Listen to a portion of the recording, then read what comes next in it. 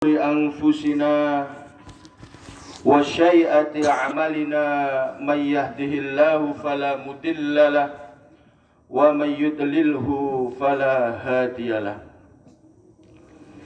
أشهد أن لا إله إلا الله وحده لا شريك له وأشهد أن محمدا عبده ورسوله. والصلاة والسلام على نبينا محمد وعلى آله وأصحابه ومن تبعهم إلى يوم الدين. فيا أيها الحاضرون أوصيكم ونفسي بتقوى الله فقد فاز المتقون. قال الله تعالى في القرآن الكريم: أعوذ بالله من الشيطان الرجيم. يا أيها الذين آمنوا اتقوا الله حق تقاته ولا تموتن إلا وأنتم مسلمون. وفي الآية الأخرى: أعوذ بالله من الشيطان الرجيم. يا أيها الذين آمنوا اتقوا الله وقولوا قولا سديدا يصلح لكم أعمالكم ويغفر لكم ذنوبكم ومن يطع الله ورسوله فقد فاز فوزا عظيما. الله أكبر الله أكبر لا إله إلا الله والله أكبر Allahu Akbar walillahil hamd. Ma'asyiral muslimin, jamaah salat Idul Adha yang dirahmati oleh Allah Subhanahu wa taala. Di momen yang mulia ini, di dalam hari raya Idul Adha, di suatu pagi yang sejuk ini, marilah kita bersama-sama memanjatkan rasa puja dan puji syukur kita atas kehadirat Allah Subhanahu wa ta'ala, atas segala apa yang telah diberikan kepada kita, atas segala nikmat yang telah Allah berikan kepada kita, yang barangkali kita tidak mampu menghitung betapa banyaknya nikmat yang Allah berikan kepada kita.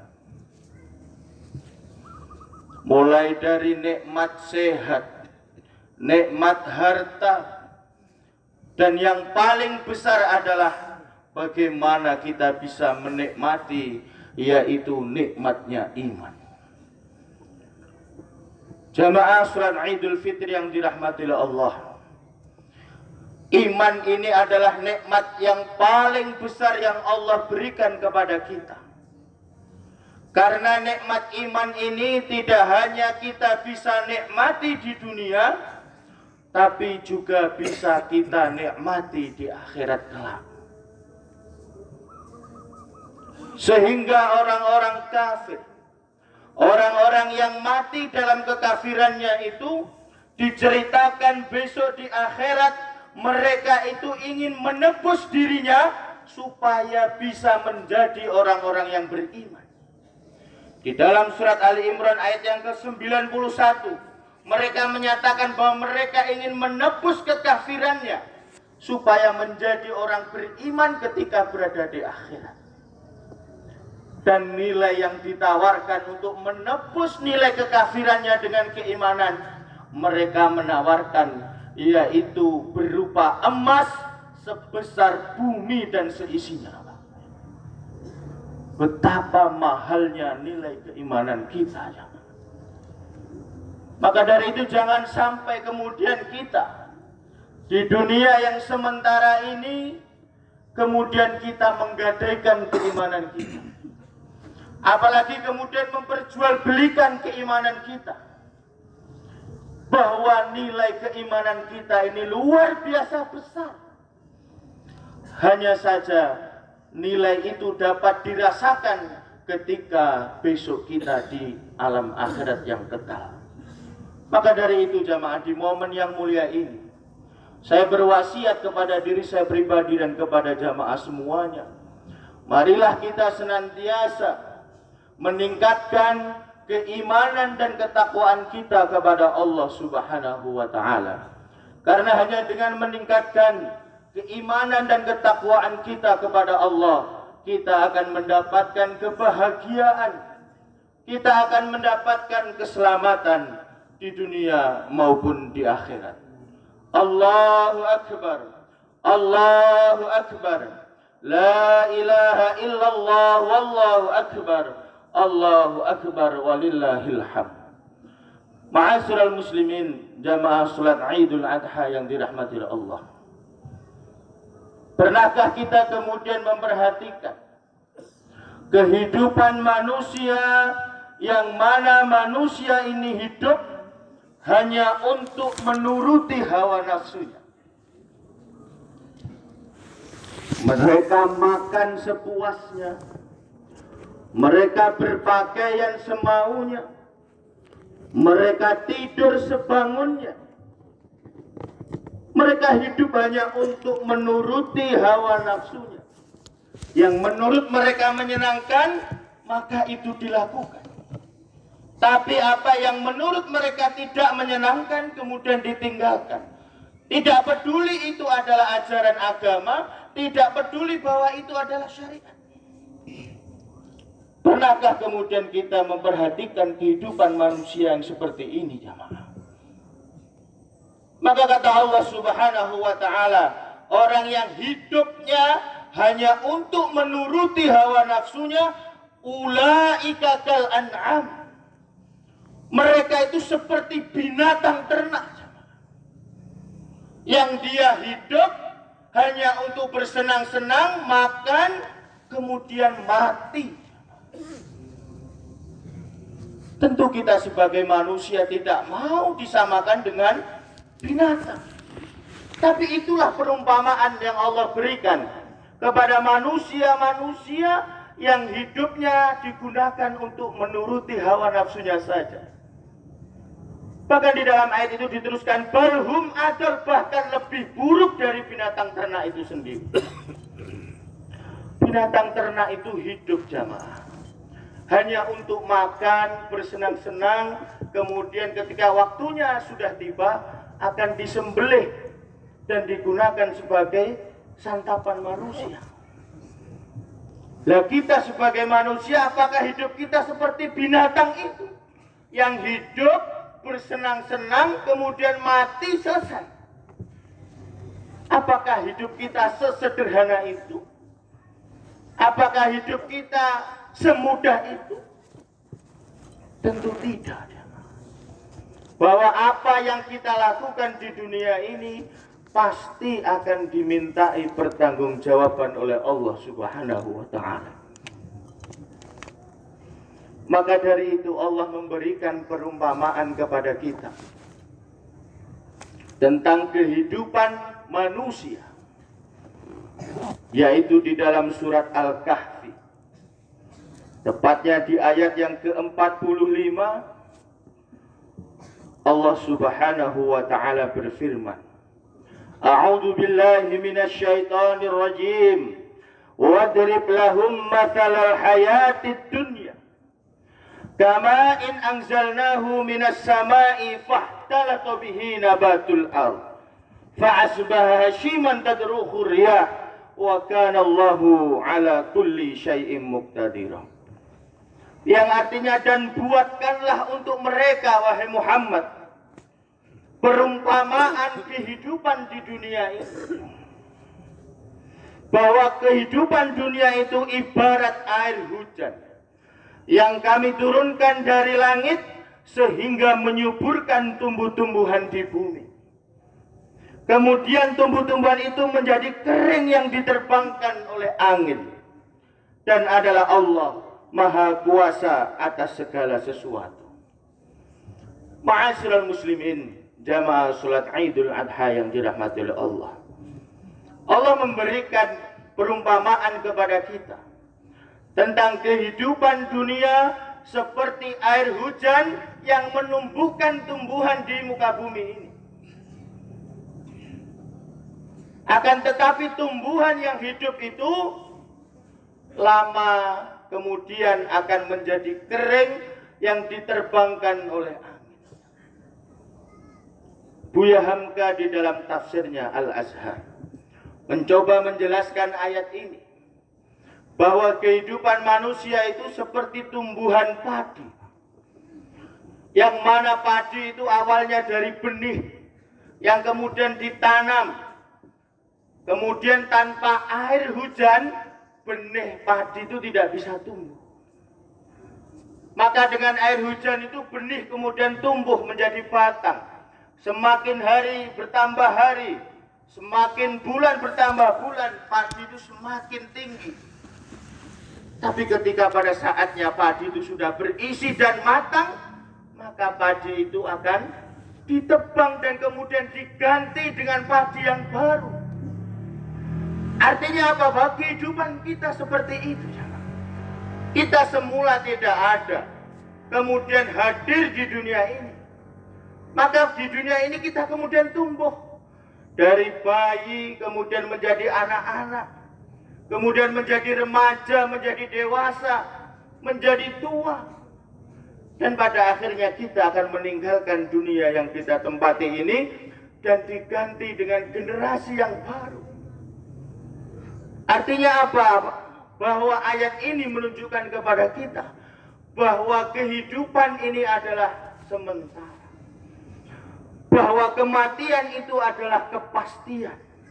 Bahwa kematian telah mengintai kita.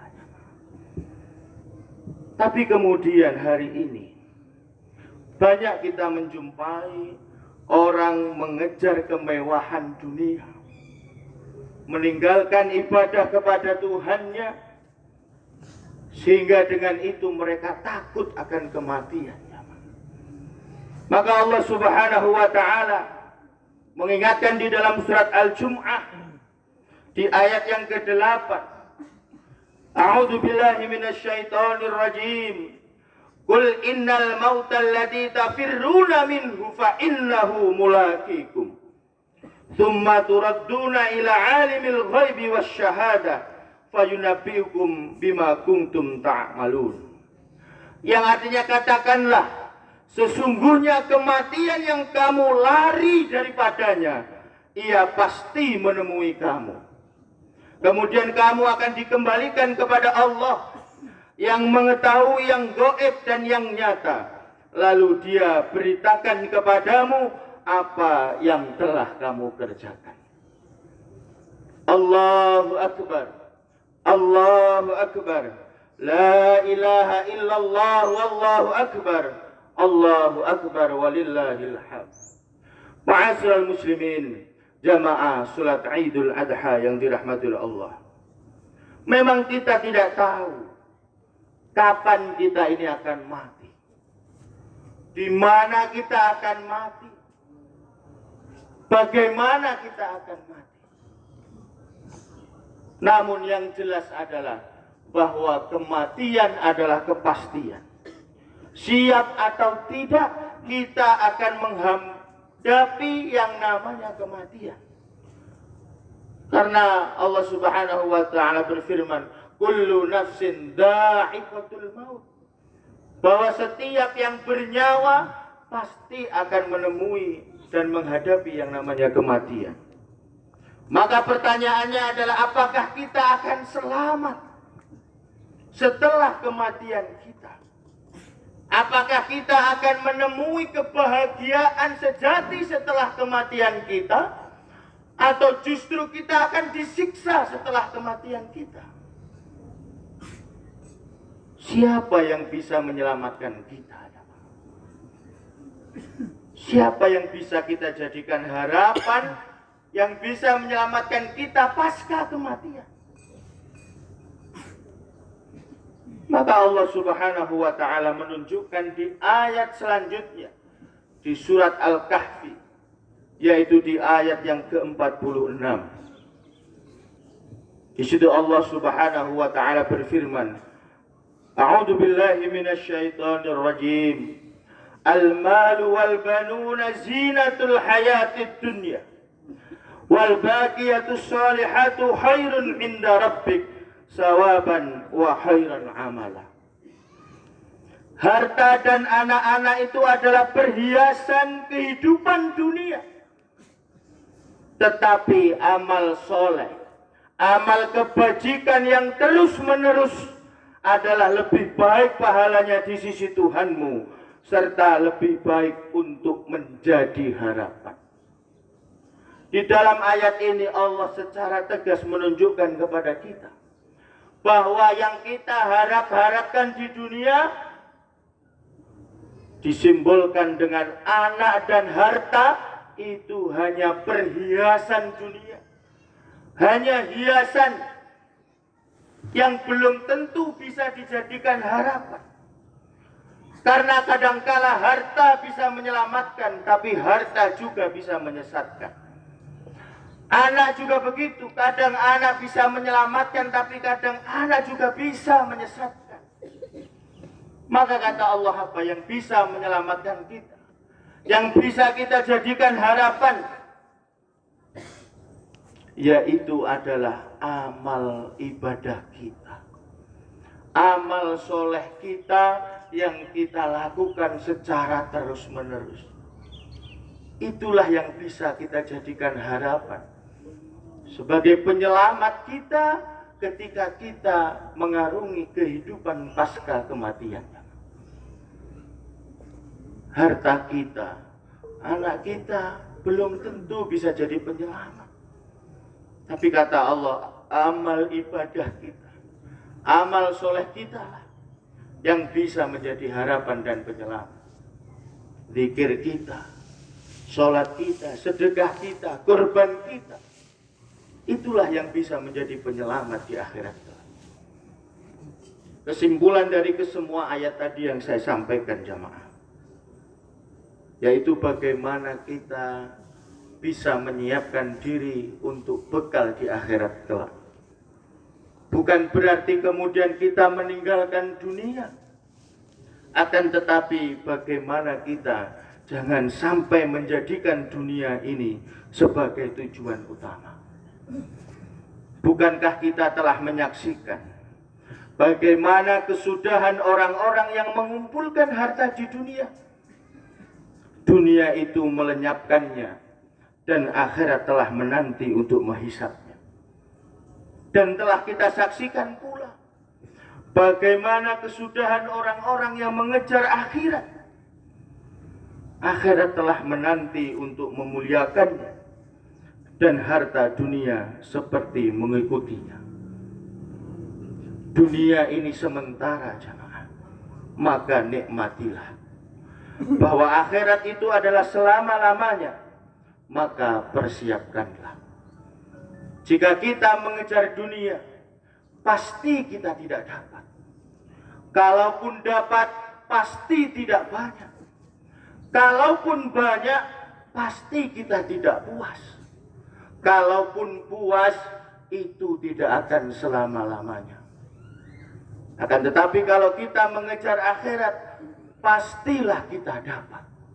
Sudahlah dapat, pastilah banyak. Dan sudahlah banyak, pasti kita puas. Dan sudahlah puas, pasti selama-lamanya.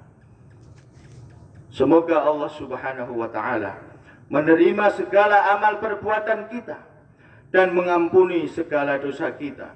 Dan semoga kita termasuk hamba-hamba Allah yang kemudian mampu memprioritaskan akhirat, sehingga kita termasuk hamba-hambanya yang bisa masuk di dalam surganya Allah Subhanahu wa ta'ala. Amin ya rabbal alamin.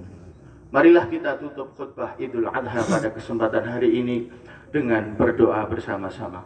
Allahumma ighfir lil muslimina wal muslimat wal mu'minina wal mu'minat al ahya'i minhum wal anwat innaka sami'un qaribun mujibu da'wat faya qadiyal hajat.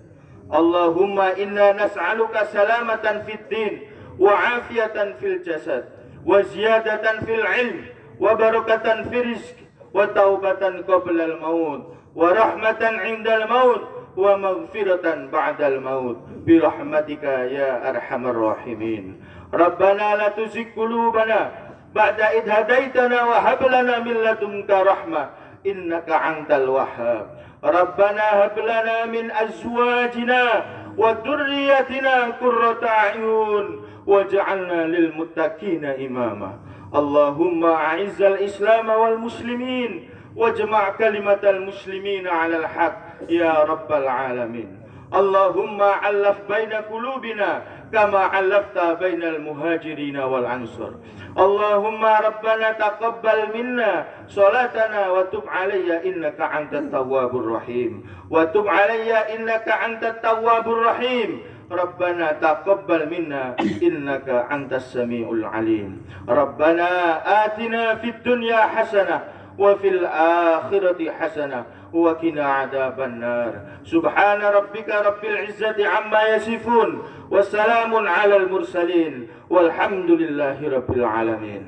Assalamualaikum warahmatullahi wabarakatuh. Alhamdulillah, barakallah. Bapak Ibu jamaah, kita telah melaksanakan sholat Idul Adha. Semoga Allah memilih kita semua sebagai penghuni surga Allah. Amin amin ya rabbal alamin. Untuk Bapak Ibu jamaah yang menggunakan alas koran, mohon bantuannya untuk diinggirkan ke tepi jalan, karena jalan ini akan dilalui nanti oleh pengendara umum. Sekali lagi kepada Bapak Ibu jamaah, mohon dengan hormat untuk membawa alas korannya ya ke tepi jalan atau ke pinggir. Terima kasih. Kemudian untuk panitia, mohon tidak beranjak dulu dari lapangan. Kita bersama-sama mengemasi peralatan yang sudah kita siapkan sejak beberapa hari yang lalu. Terima kasih. Bapak Ibu sekalian yang saya hormati, matur nuwun, kami dari pimpinan Ranting Muhammadiyah dari Tuban mengucapkan banyak terima kasih atas kehadirannya, atas kerawaannya sehingga pelaksanaan sholat Idul Adha pada tahun ini berjalan seperti normalnya. Sekali lagi pimpinan Ranting Muhammadiyah dari Tuban mengaturkan beribu-ribu terima kasih pada Bapak Ibu sekalian, saudara Mas yang berhadir menjalankan sholat Idul Adha tahun 2023. Terima kasih.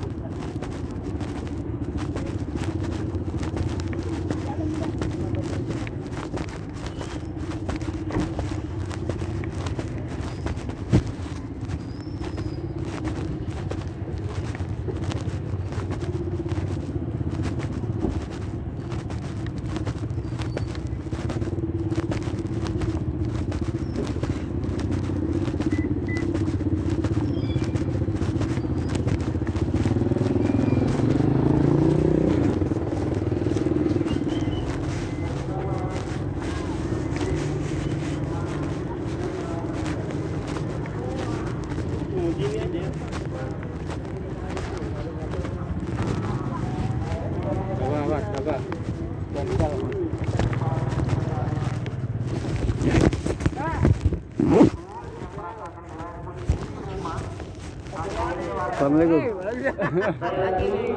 Ketemu lagi ini. Monggo. Assalamualaikum.